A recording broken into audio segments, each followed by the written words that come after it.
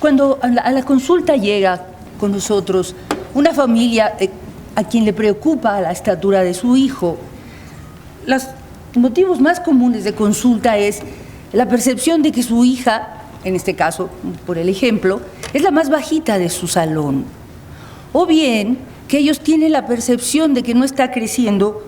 todo lo bien que se esperaba. La valoración del crecimiento, todos ustedes estarán de acuerdo, es uno de los componentes más importantes de la pediatría para el control no solo del niño sano, sino también del enfermo. Y en la actualidad la estatura ha cobrado una gran relevancia, de tal manera que no solo los padres están muy alertas sobre la forma como crece el niño, sino el niño mismo sabe que el crecimiento es parte de su salud. Y para poder vigilarla de una manera un poco más práctica y objetiva, las gráficas de crecimiento que se han estado comentando también por el doctor Flores Huerta son instrumentos que nos permiten de una manera pues más pragmática visualizar cómo está creciendo de manera dinámica un niño en relación a los parámetros de normalidad de la población de su misma edad y sexo, y seguir el trascender de su ganancia estatural, en este caso, en el curso de las diferentes edades pediátricas. Tenemos para la vigilancia o la valoración las curvas percentilares del CDC, que durante mucho tiempo fueron utilizadas. Incluso hay un artículo de una experiencia realizada aquí en el país, porque han sido elaboradas con una muestra multiétnica, y se consideraba que la mayor parte de las poblaciones podían seguirse en las tablas del CDC. Más recientemente, la Organización Mundial de la Salud, basando, por ejemplo, en el tipo de alimentación, en la frecuencia del seno materno, estas gráficas que establecieron diferentes estándares un poco diferentes, sobre todo en relación al peso, y que fueron realizadas de manera también multicéntrica. Independientemente de cuáles sean aquellas de que podamos tener disponibilidad, las mediciones sucesivas de la estatura son las que se necesitan. Una sola medición no es suficiente para establecer si un niño está creciendo o no bien, dado que la estatura alcanzada no es un parámetro estático, es cómo está creciendo, y porque podríamos tener la condición de este pequeño, un prematuro, que inició en este sitio y que está en recuperación,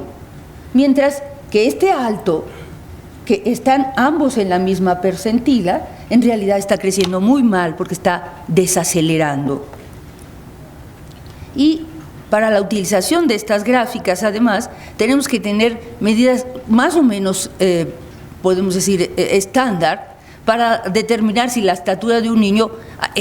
ha sido adecuadamente medida. Desde luego se recomienda, y esta es la misma que presentó el doctor Flores Huerta, que sea descalzo. Metirlo con los tenis, con los zapatos o con esos patines con rueditas que traen ahora. Tiene que estar apoyado tanto a nivel de los glúteos como de los hombros, y de manera gentil estirar su barbilla para que tomamos una estatura perfectamente erecta. La disponibilidad de instrumentos como este es poco, digamos, disponible en nuestro país. Los estadímetros de Hartwig, que son los que todo el mundo recomienda, son raros y caros en nuestro país, y aunque lo ideal es que pudiéramos tener una plancha cefálica móvil, pues si no disponemos más que del estadímetro común de la balanza clínica, que sea por lo menos con la técnica más parecida a la que se recomienda internacionalmente. Los niños menores de 3 años deben medirse acostados, no solo por el hecho de que no pueden ponerse de pie tan fácilmente, sino porque todas las gráficas, las del CDC, las que elaboró el doctor Jurado García, las de la Organización Mundial de la Salud, fueron elaboradas con mediciones en decúbito hasta los 3 años. Y ya que tenemos la medición que consideramos segura de un niño, ¿cómo vamos a establecer, en primer lugar, si esta percepción que tienen los padres de que su niño no está creciendo bien es cierta. En primer lugar, ¿cómo se diagnostica la talla baja? Bien, teniendo en consideración que la definición de normalidad es una definición estadística donde se incluyen estas dispersiones de lo normal. Un niño que estuviera debajo de la percentila 3, pues está fuera de menos 2 desviaciones estándar y por definición estadística tiene una estatura alcanzada baja para el estándar de su edad y sexo. Pero también, como el crecer es un proceso dinámico, como vimos en el alto que se estaba quedando atrás, la velocidad de crecimiento menor a la esperada, que se manifiesta por un cambio de canal percentilar en más de un canal mayor, también debe considerarse talla baja porque es un crecimiento anormal. O en las tablas de velocidad, que nadie las usa, pero bien, en las tablas de velocidad, una velocidad anual o semestral de crecimiento, la que se esté graficando, que esté debajo de la percentila 10 en las gráficas de velocidad, también se considera como talla baja. Pero con la disponibilidad de cada vez más instrumentos o tratamientos para la estatura de los niños actuales, también ha ido cambiando o se han agregado más condiciones al diagnóstico, además de las típicas de estatura menor de 2 desviaciones, o sea, debajo de la percentila 3 y una velocidad de crecimiento menor a la esperada con un cambio de canal percentilar. Actualmente también se considera como un crecimiento anormal si el niño que estamos explorando tiene una diferencia de estatura de más de 6 centímetros debajo de la esperada para su familia, sus padres y sus hermanos, porque esto implicaría que la estatura que alcanzó está más de un canal mayor debajo del estándar de crecimiento que está teniendo su familia. Ahora, ¿cómo establecer, de acuerdo a la estatura que tienen los padres, hacia qué estatura esperaríamos que se dirigiera un niño? Bien, la talla que llamamos diana, de acuerdo a la estatura de los padres, si se trata de una niña en una gráfica de mujeres, restamos 13 centímetros a la estatura del padre, mientras que si se trata de un niño, y vamos a percentilar aquí la estatura de su mamá, aumentaríamos 13 centímetros en una gráfica de varones. Permítame ponerles un ejemplo. Tenemos un niño de 130 centímetros que está creciendo en la percentila 25, cuyo padre mide 1,70, que está entre la percentila 10 y la 25, y cuya madre mide 1,62. Pero si la graficamos aquí, ella parece estar debajo de lo normal, pero recordemos, esta es una gráfica de varones y no podemos poner la estatura de una mujer en una gráfica de varones porque hay una diferencia. De tal manera que, como habíamos considerado, una mujer de 1,62, si fuera hombre, porque la vamos a percentilar en una gráfica de hombres, mediría 1,75 y no le digan a papá, pero mamá es la alta de la familia. Y así podemos establecer lo que sería la talla diana o hacia qué estatura esperaríamos que un niño se dirigiera de acuerdo a su herencia. Ahora, ¿de qué estudios son básicos para abordar la posible etiología de por qué este niño no crece como esperaríamos? Bien, recordemos que la estatura está condicionada básicamente por la longitud de los huesos y que los huesos largos, a medida que un niño va desarrollándose, tienen una zona de crecimiento intenso, el cartílago de crecimiento famoso, la epífisis, que en un inicio, en la etapa de recién nacido, pues no se ha llenado de calcio y por eso en una radiografía de edad ósea de un niño pequeño vemos muy pocas imágenes de huesos calcificados u osificados,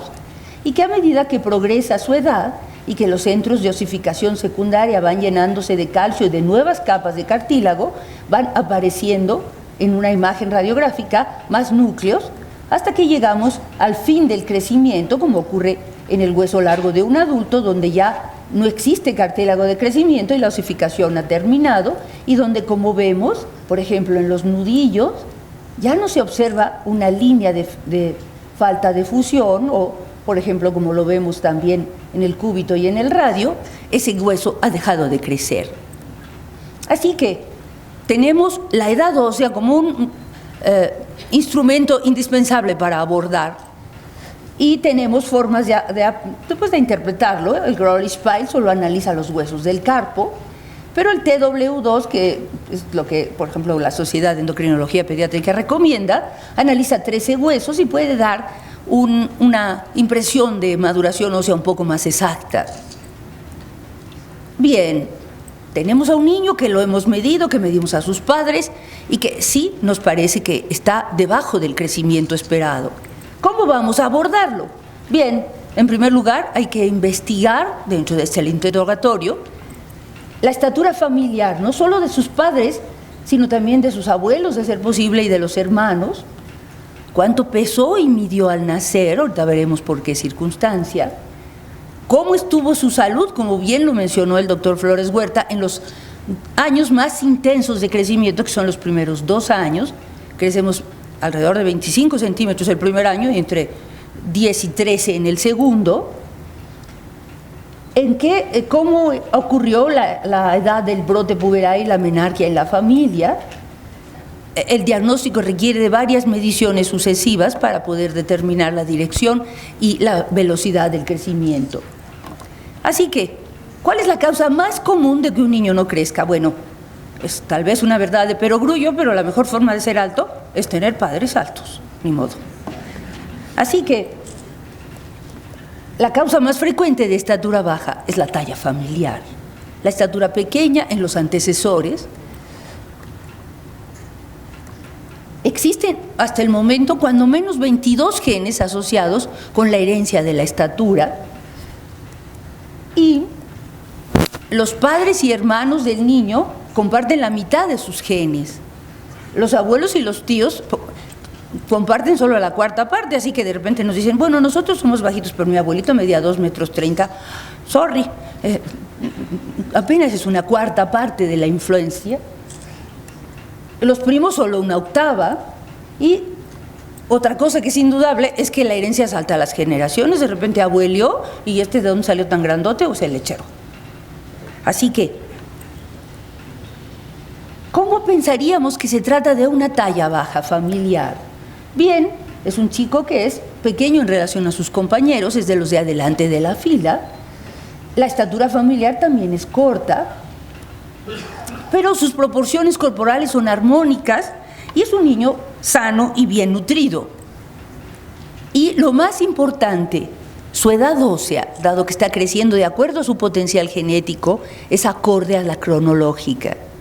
El tener una edad ósea retrasada significa que tenemos la posibilidad de recuperar centímetros porque tenemos un poco de tiempo ahorrado. Pero la edad ósea acorde a la cronológica implica que este niño ha crecido a lo que sus genes están determinando. Y es la condición sine qua non para catalogar una estatura o una forma de crecer como genética. La pubertad en su caso ocurrirá en etapa y en forma normal, y una fórmula que propuso Tanner para determinar cómo a qué estatura podía llegar sería sumar la estatura del padre y de la madre y agregarles más 6.5, dividirlo entre 2, o si es una mujer, restarle 6.5 y dividirlo entre 2. ¿Cómo crece un niño con talla baja familiar? Bueno, primero que nada, su canal de crecimiento es muy similar al de la familia, y él crece de manera paralela, y consideraríamos que es estatura baja si cuando menos el 50% de sus antecesores, en 2 generaciones que se consideran sanas, no es que mi abuelito le dio la tuberculosis ni nada, sino que se consideren sanas y socialmente sanas, porque como vimos, la pobreza produce desmedro y se deteriora la expresión de la estatura. Por esa razón,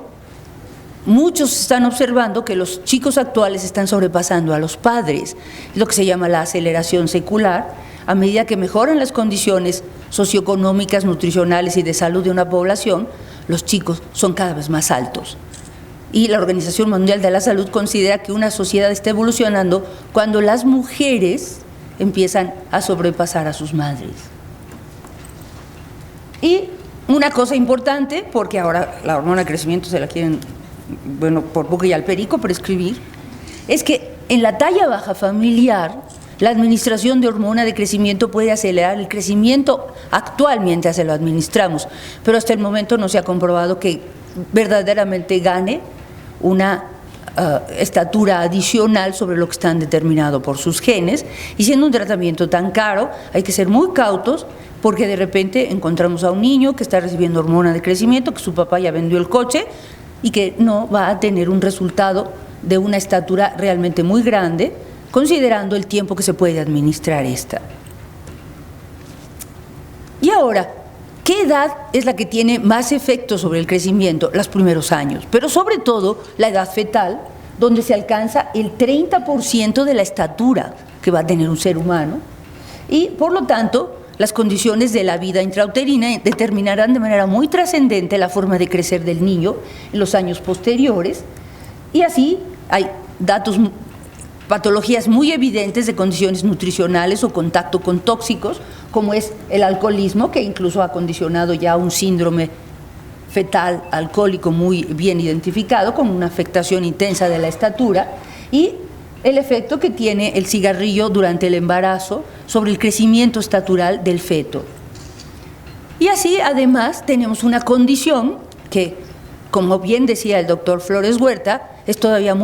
bastante común, incluso en nuestro país, que es el retraso del crecimiento intrauterino, que desde el punto de vista del crecimiento estatural se ha definido como la longitud al nacimiento menor de 48 centímetros o un peso inferior de 2,500 en un niño a término, que veremos que es diferente cuando se trata de un prematuro. ¿Y por qué razón? Además del crecimiento, como la adaptación que hace un feto a condiciones no totalmente apropiadas del entorno intrauterino determina que la expresión de ciertos genes se modifica, lo que se llama epigenética. Esto se ha asociado, el pesar menos de 2,500 al nacer, se ha asociado con una mayor posibilidad de desarrollar obesidad, resistencia a la insulina y pubertad precoz. Así que es no solo la estatura cuando estamos tratando a un niño con retraso de crecimiento intrauterino, y 20% de todos los pacientes con talla baja fueron pequeños al nacer. ¿Cómo se recupera un niño que fue pequeño para la edad gestacional? La mayoría recuperan un canal normal en los primeros 6 meses, como ven aquí, y si no lo logran y se encuentran, por lo menos en los canales familiares, aunque no sea el promedio, a los 2 años de edad se considera que la recuperación no ha sido lograda, dado que a partir de los 2 años de edad se expresan los genes de crecimiento de la familia. El crecimiento del primer año depende mucho del estado nutricional intrauterino y de la estatura de mamá, además de la salud y la nutrición. Los prematuros son otra condición. Si no hay patología perinatal, la mayoría de los prematuros recuperan su estatura entre los 3 y los 6 meses de edad. Los gemelos, que es otra forma de prematurez y de peso bajo al nacer, también se recuperan de una manera similar, pero es muy común que uno de los gemelos se desarrolle o recupere mejor que el otro. Y eso además es un motivo bastante frecuente de consulta cuando trae un gemelo, porque el otro vacilla acá. Debido a eso, este autor desarrolló una gráfica diferente para analizar el crecimiento del prematuro, que incluye el peso, la circunferencia cefálica y la estatura, para poder seguir prematuros desde 22 semanas de edad gestacional hasta los primeros 4 meses, 6 meses de vida extrauterina. Así que vamos pasando en qué edades el crecimiento se hace más intenso, cuándo puede recuperarse. Bien, como ven, el crecimiento es muy intenso en la vida intrauterina. De ser un óvulo de una micra, alcanzamos 50 centímetros, pero después el crecimiento se va haciendo paulatinamente menos intenso, hasta tener un nuevo repunte en la edad puberal. Así que, en general, lo que se llama la etapa estable de la niñez, que tiene lugar de los 3 a los 10 años en las niñas y de los 3 a los 12 años en el varón, el crecimiento es muy estable, entre 5 y 6 centímetros al año, y solo vuelve a acelerarse en la pubertad. Así que nos pueden traer niños hacia el final de la edad escolar o con una cierta frecuencia en la pubertad. Y dentro de este patrón que se va a expresar de manera muy evidente en la adolescencia, tenemos un patrón retardado que es probablemente la siguiente causa más común de solicitud de atención, que es el retardo constitucional del crecimiento y la pubertad, que es una causa común, una de cada 3 consultas por crecimiento es por esta razón. Estos niños nacen con una estatura normal, no son pequeños al nacer, no tienen un retraso de crecimiento intrauterino, y a partir de los 24 a 48 meses se van un poco más despacio, como recordarán es el tiempo en que se expresan los genes de crecimiento heredados de sus padres, y el crecimiento se mantiene lento todo el resto de la niñez, pero paralelo, no se quedan más atrás, pero no alcanzan a los demás, y de manera muy característica tienen un retraso en la edad ósea, en general de por lo menos 2 años, y un inicio de la pubertad también desfasado, por lo menos 2 a 4 años. Y cuando finalmente inician el brote puberal, como ven aquí abajo, bien, entran a los canales normales y en general la estatura final adulta suele estar dentro de los límites normales, aunque si este crecimiento fue demasiado lento pueden dejar centímetros en el camino, y por esa razón la talla baja constitucional, cuando el niño transcurre más de un canal abajo de su estándar familiar, ahora ha sido también tributario de tratamiento, pero no hormonal, dado que esto no es un defecto hormonal. Así pues, es una condición transitoria de retraso del crecimiento que se recupera en la mayor parte de las ocasiones de forma espontánea, en el cual el objetivo de la exploración es tener un diagnóstico de exclusión, porque todo lo que le exploremos sale normal, es un niño sano, bien nutrido, activo, y en el cual con una frecuencia bastante importante tiene el antecedente de que su papá creció de la misma manera o que su mamá tuvo el primer ciclo menstrual después de los 13 años, que son básicamente los datos en que uno tiene que investigar. Después de esto, tenemos que investigar cómo estuvo su salud, como habíamos comentado, en los primeros 2 años de la vida extrauterina, porque, como ya lo comentó reiteradamente el doctor Flores Huerta, el estado nutricional afecta indudablemente a la estatura, porque crecer es un lujo metabólico. Puede llegar también, como alguien comentó, a tener una apariencia física, como el doctor comentó, de muy bajo peso. También en la adolescencia estamos viendo problemas de crecimiento por el temor a engordar, por la fobia que se está desarrollando, sobre todo entre los adolescentes, aunque ya tengo niñas de 5 años que se están cuidando de no engordar, en el cual, como ustedes pueden ver en las gráficas de seguimiento, la estatura se afecta después que el peso, porque crecer en la adolescencia cuesta cuando menos 500 a 800 gramos, y es como en el banco, primero ahorra uno y luego se lo gasta, primero se sube de peso y luego se crece. Pero también tenemos que aceptar que no todo el mundo es promedio y que hay niños delgados, constitucionalmente delgados, que son saludables, a los que tampoco vamos a tratar de engordar, y en los cuales el parámetro de normalidad es que él esté creciendo bien, aunque esté delgado, porque crecer es más difícil que subir de peso.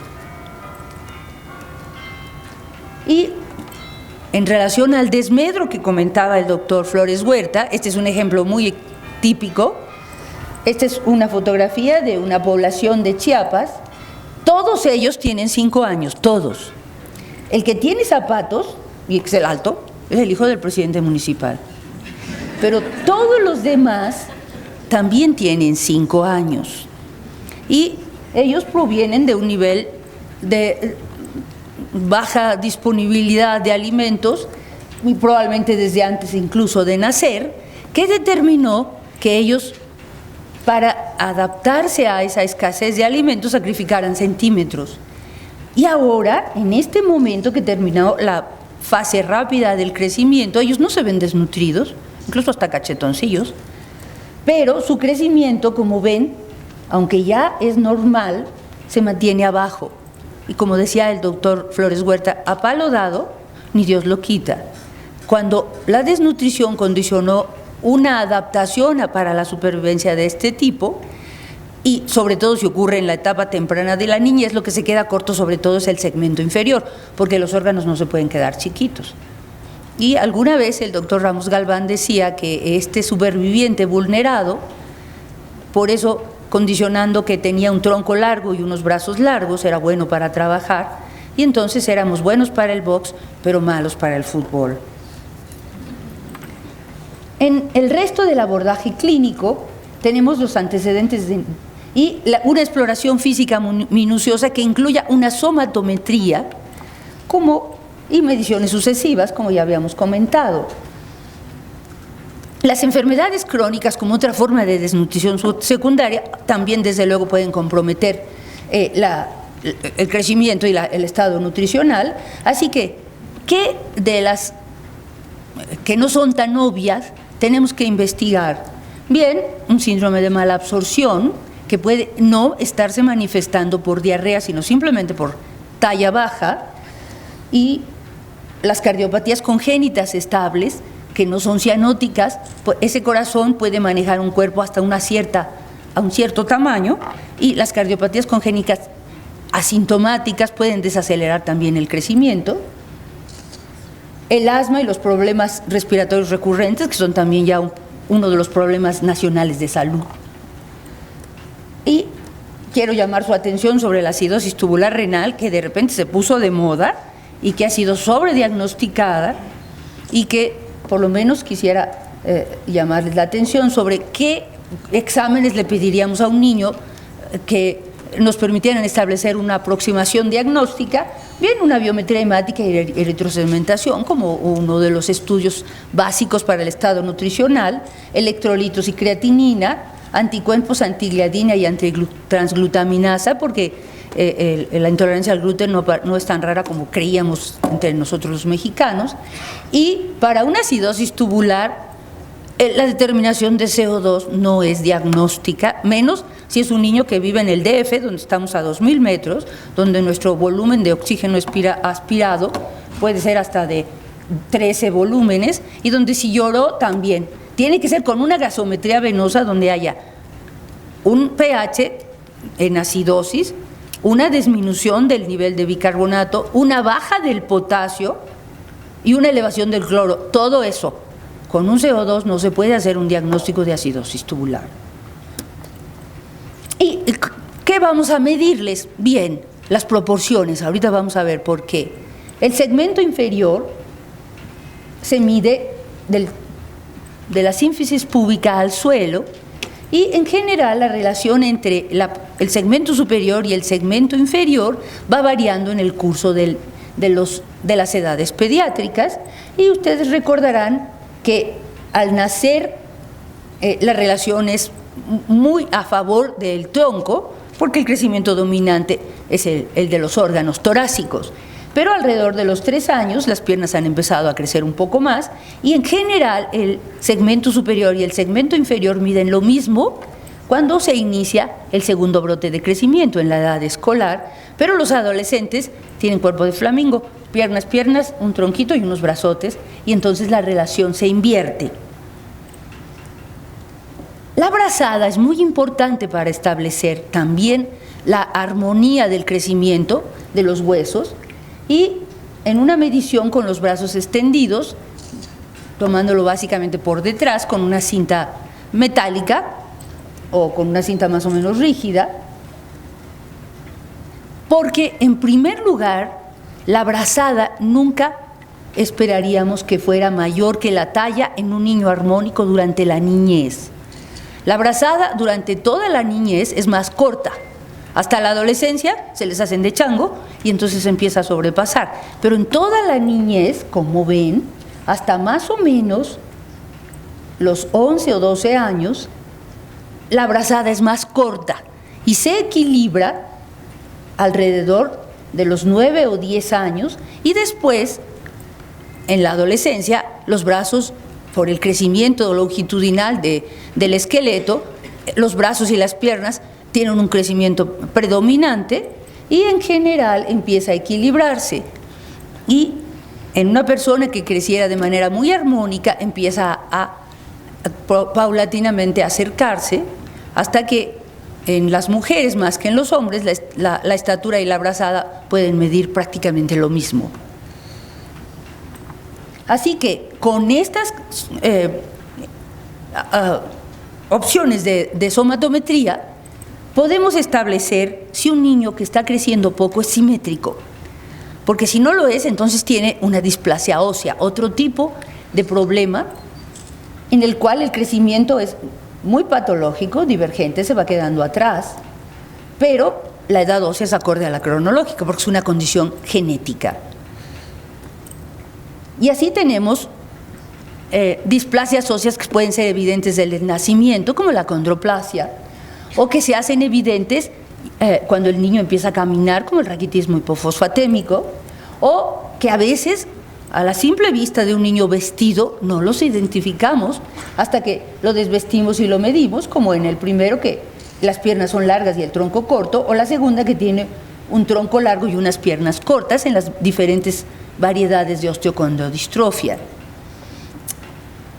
¿Cuándo sospecharíamos de una displasia de baja expresividad? Cuando la estatura de los padres sea muy, muy baja, de uno o varios, una madre que mida menos de 1,45 o un padre que mida menos de 1,60, hay que vigilar su proporcionalidad, porque esa estatura en general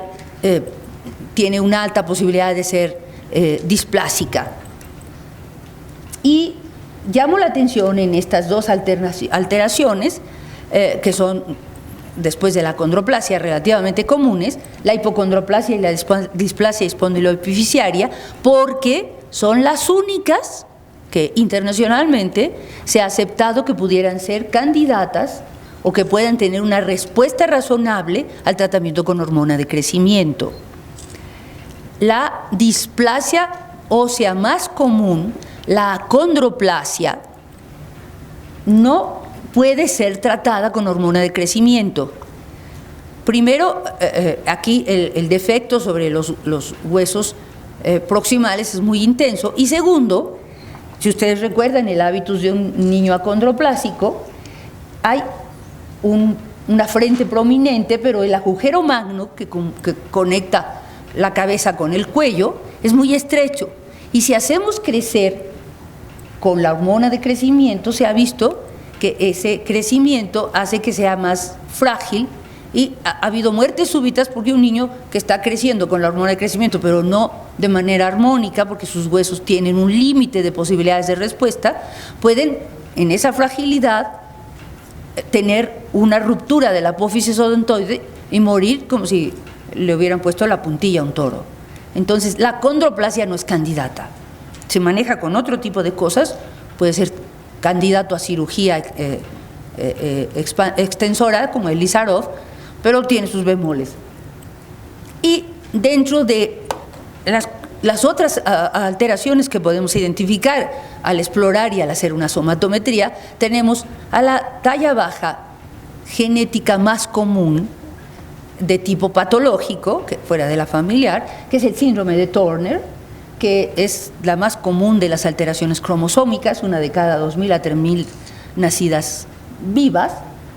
y 1.5% de todas las gestas, porque es una causa muy común de aborto, y en el cual, desde luego, como ustedes recordarán, se pierde un cromosoma X o una parte de él, y el cariotipo característico, como el que describió el doctor Turner, es 45X0, que determina que no se desarrollen los ovarios y que da además ciertas alteraciones en el sistema linfático, básicamente durante la vida intrauterina, que determina que el cuello sea un poco ancho al lado, porque ahí se deposita un linfa durante la vida intrauterina, que puede haber linfedema incluso en la vida extrauterina, como en ella, como ven sus tobillos, y el cubitus valgus, y básicamente empiezan a quedarse atrás a partir de los 4 años y muy atrás cuando llega la edad puberal, que ellas obviamente no desarrollan. Sin embargo, los fenotipos del síndrome de Turner son numerosos y también ciertas características clínicas. La talla baja es la que está presente en todos, porque ustedes recordarán que en el cromosoma X hay cuando menos 15 determinantes de estatura. El 80%, del 80 al 90% el cromosoma que se pierde es el paterno. Y tiene toda esta secuencia el cromosoma X de determinantes de estatura, pero también son comunes los mosaicos y el retraso mental, y eso es importante, es poco común. Las personas de la Sociedad Turner pueden demostrar, yo tengo pacientes que son abogadas, hay artistas, el retraso mental es poco común, no es parte frecuente del síndrome de Turner, excepto que tengan un cromosoma en anillo. Y el fenotipo puede variar desde la sola presencia de talla baja y un cubitus valgus sin ningún otro dato, hasta niñas con un fenotipo muy característico que son capaces de desarrollar pubertad e incluso menarquia. Así que la talla baja es la alteración consistente. Otro es el síndrome de Noonan, que también no es tan poco común, lo que pasa es que no lo identificamos. Alguna vez lo describieron como el síndrome de Turner en el varón, pero no es así. Y tiene todas estas peculiaridades, sobre todo el hipertelorismo, y le da también a las mujeres. Y bueno, ¿dónde están las hormonas? Aquí, tanto la endocrinología y ni una hormona se ha mencionado, pues, ¿qué creen? Son las mínimas. Y de hecho, a pesar de que la famosilla de la hormona de crecimiento todo el mundo la anda buscando, la causa hormonal más común es la falla tiroidea, que puede ser, desde luego, evidente por un bocio, como es en la tiroiditis de Hashimoto, que puede ocurrir a cualquier edad, sobre todo a partir de los 6 años, o bien una falla en el descenso o en el desarrollo de la glándula, como la glándula puede estar en cualquiera de estos sitios. Así que se tiene que sospechar en todo niño con tiroides crecido o en una niñita como ella que no tiene ningún dato de retraso mental, pero que tiene 5 años, mide lo que una niña de 3, pero su edad ósea es de 1 año y medio. Cuando la edad ósea está más retrasada incluso que la estatura, hay que buscar insuficiencia tiroidea, hipotiroidismo. Y las pruebas de función tiroidea suficientes para diagnosticar son las típicas y no necesitamos gamagramas. De hecho, si tuviera alguna duda por una tiroides asimétrica, lo que se hace ahora es un ultrasonido, pero ya no estamos haciendo gamagramas. Y finalmente, la famosilla, la hormona de crecimiento, que tiene ya todas estas secuencias de funcionalidad identificadas como posibles áreas de falla. La deficiencia más común siempre es a nivel del hipotálamo, no en la hipófisis. Así que si ustedes consideraran tomarle un estudio del área donde se produce la hormona de crecimiento, tienen que pedirle una tomografía de hipotálamo, hipófisis, porque si se la piden de la hipófisis se van a perder de más del 70% de los diagnósticos. Y también puede haber defectos en el receptor o en la secreción de IGF-1, pero para fines prácticos todos tienen un cuadro clínico similar, independientemente de a qué nivel sea la falla. Y las características son un crecimiento indudablemente anormal, de menos de 3, una edad ósea retrasada, la tiroides y la salud normal, una tendencia a guardar grasa en el centro, que aunque en los mexicanos no es tan evidente, bueno, el de al lado son gemelos, tiene una pancilla, no tanta, pero también. Y se consideran diagnósticos en nuestro país niveles inferiores a 7, aunque internacionalmente países que tienen gran disponibilidad de hormona de crecimiento consideran 10 para el diagnóstico. Y si la vamos a investigar, no tiene ningún caso medir la hormona de crecimiento en ayunas un día que vaya al laboratorio, porque la hormona de crecimiento es una hormona pulsátil que se produce sobre todo en la noche y que en la mañana que va al laboratorio puede estar en 0 y ser normal. Así que, entonces, ¿qué medimos? Bueno, unas pruebas de estimulación, realmente ya tendría que hacerlos un endocrinólogo o un laboratorio endocrinológico, pero actualmente se ha visto que la determinación de estas sustancias,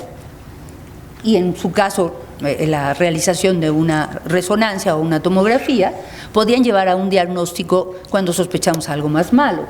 Pero la IGF-1 y la IGF-BP3, la IGF-1 es la sustancia que activa realmente el crecimiento